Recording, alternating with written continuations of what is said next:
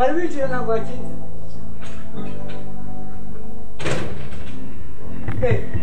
Ese mwebwe mupimba? None zamete. Komera komera. Yewe mukomere. Amakuru se. Yewe ni sawa. Kamuza agatebe. Yego.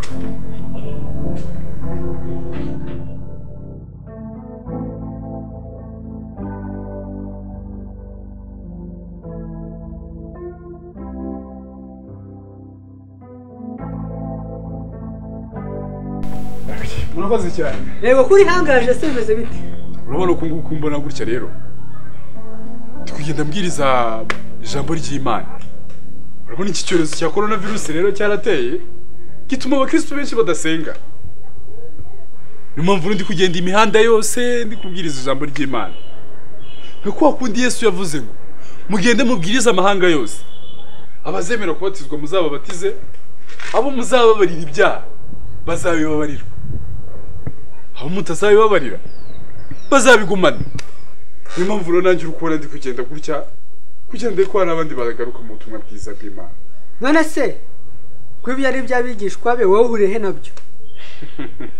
Erega maître, ndakumva. Twebwe abakozi b'Imana tuba turi mu kimbo cy'izo ntumwa.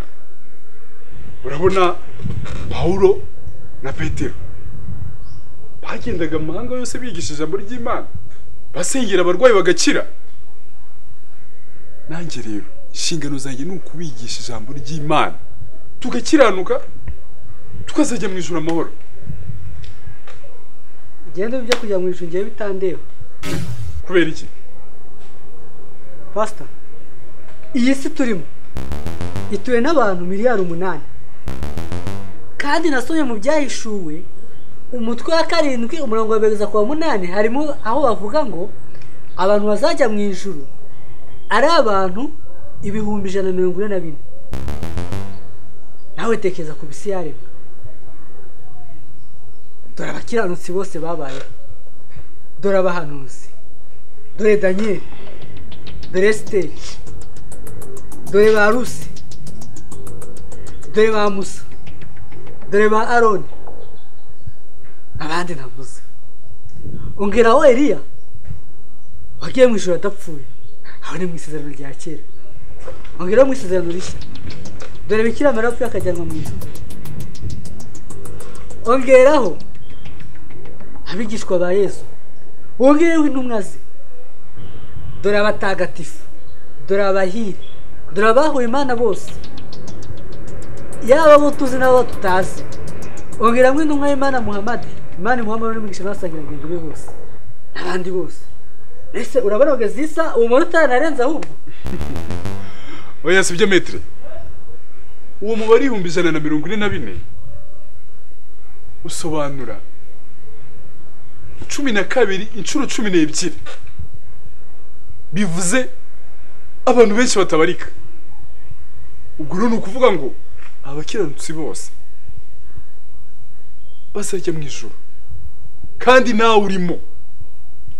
Pastor, nge nakubwiye ngo ntabwo biri hafi. Nawe tekereza tugeze mu ijuru nakoreka maze nkubwire.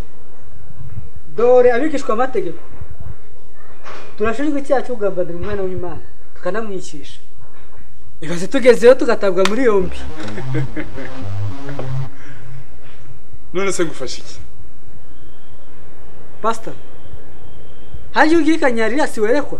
Cyane rwose. Okay, none reka ngusabe rero. Igihe wazagikanyarira wazanekera mu ijuru. Ukamenyera yuko dosiye y'abigishwa amategeko yashinguwe.